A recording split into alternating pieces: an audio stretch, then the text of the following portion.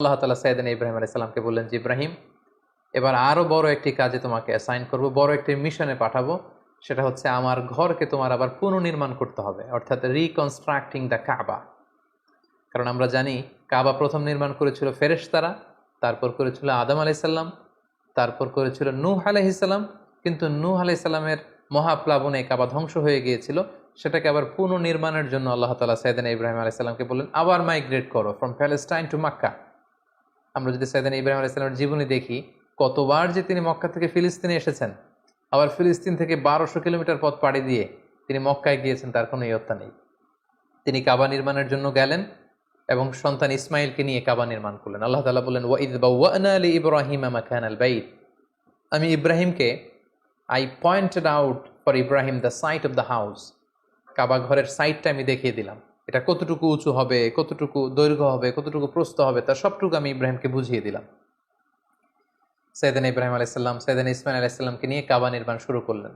ছোট্ট ছেলে ইসমাইল পাথর কেটে এনে বাবার কাছে দেয়। বাবা ইব্রাহিম আলাইহিস সালাম রাজমিস্ত্রির ভূমিকায় অবতীর্ণ হলেন। তিনি নিজ হাতে আল্লাহ তাআলার ঘর কাবা তিনি নির্মাণ করতে শুরু করলেন। বাপ ছেলে দুজনই পড়তে আরম্ভ করলেন, রব্বানা তাকাব্বাল মিন্না ইন্নাকা আনতাস সামিউল আলিম। হে আল্লাহ, আপনি আমাদের পক্ষ থেকে এই ইফোর্ট, এই ডেডিকেশনকে, এই কাজকে আপনি কবুল করে নেবেন। এবং আল্লাহ তাআলা বললেন যে, ওয়াইদ জাআলনাল বাইতা মাসাবাতান লিন-নাসি ওয়া আমনা। আমি এই কাবা ঘরকে, ইব্রাহিম ইসমাইলের পদধূলি ধন্য এই কাবা ঘরকে গোটা বিশ্বের মানুষের মিলন কেন্দ্র বানালাম। যেটা আমরা হজ উমরার সময় দেখি, more than 2 million Muslims they gather together in Kaaba. কাবার চারিপাশে প্রায় 20 লক্ষেরও বেশি মানুষ একসাথে হজের সময় তারা সালাত আদায় করে। গোটা বিশ্ব থেকে প্রতিদিন উমরার জন্য মানুষ কিন্তু সেখানে যাচ্ছে। অর্থাৎ মানুষের একটা মিলন কেন্দ্র আল্লাহ তাআলা সেই এলাকাটিকে বানিয়েছিলেন, কিন্তু যেটা একটা সময় ছিল অনুর্বর, জনমানব শূন্য একটি এলাকা। এবং আল্লাহ তাআলা আমাদেরকে আদেশ করলেন, ওয়াত্তাখিযু মিন মাকামি ইব্রাহিমা মুসাল্লা। তোমরা ইব্রাহিমের দাঁড়ানোর জায়গাকে সালাতের জায়গা বানাও। অর্থাৎ যেই পাথরের উপর দাঁড়িয়ে সাইয়েদনা ইব্রাহিম আলাইহিস সালাম কাবাকে রিকনস্ট্রাক্ট করেছেন, আজ পর্যন্ত এই 2500 বছর পরেও সেই পাথরটি আজও সংরক্ষিত আছে। আপনারা হজ উমরা যারা করেছেন তারা দেখেছেন সেই পাথরটির চারদিকে সেটা সংরক্ষিত আছে। সাইয়েদনা ইব্রাহিম আলাইহিস সালামের ফুটপ্রিন্ট সেখানে আছে, পায়ের ছাপ আছে। এবং সেটাকে সামনে রেখে টু দ্য ডাইরেকশন অফ কাবা সালাত পড়াকে আল্লাহ তাআলা আমাদের জন্য অবধারিত করেছেন, তিনি আমাদেরকে আদেশ করেছেন। এবং সাইয়েদনা ইব্রাহিম এবং ইসমাইলকে বলেছেন, তোমরা কাবা ঘরকে পরিচ্ছন্ন করো, ঝাড়ু দাও। সাইয়েদনা ইব্রাহিম আলাইহিস সালাম সফলতার সাথে কাবা পুনর্নির্মাণের এই মিশনটাও সম্পন্ন করলেন। সম্পন্ন করে তিনি কায়মনোবাক্যে আল্লাহ তাআলার কাছে একটা দোয়া করেছিলেন, ঐতিহাসিক দোয়া। তিনি বলেছিলেন, রব্বানা ওয়াবআথ ফীহিম রাসূলান। হে আল্লাহ, এই মক্কায় আপনি একজন রসুল পাঠাবেন, ইয়াতলু আলাইহিম আয়াতিক, যে আপনার আয়াত তেলাওয়াত করবে, ওয়া ইউআল্লিমুহুমুল কিতাবা ওয়াল হিকমা, এবং এই এলাকাবাসীদেরকে তিনি আপনার কিতাব শিক্ষা দিবে, সুন্নাহ শিক্ষা দিবে, ওয়া ইউযাক্কিহিম, তাদেরকে পরিচ্ছন্ন করবে।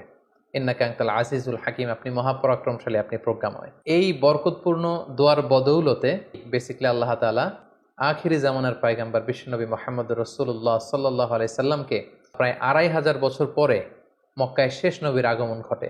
এবং আল্লাহ রাসূল সাল্লাল্লাহু আলাইহি ওয়াসাল্লাম তিনি বলতেন, আনা দাওয়াতু আবি ইব্রাহিম, আমি হচ্ছে আমার বাবা ইব্রাহিমের দোয়ার ফসল। ওনার দোয়ার বদৌলতেই আল্লাহ তাআলা আমাকে এই পৃথিবীতে শেষ নবী করে পাঠিয়েছেন। একেবারে শেষ পর্যায়ে আল্লাহ তাআলা ইব্রাহিমকে বললেন যে, ইব্রাহিম, তুমি মক্কা ছেড়ে যাওয়ার আগে মক্কাতে একটি ঘোষণা দাও, ঐতিহাসিক ঘোষণা, বিগ অ্যানাউন্সমেন্ট। সেটা কিসের ঘোষণা? সেটা হচ্ছে হজের ঘোষণা।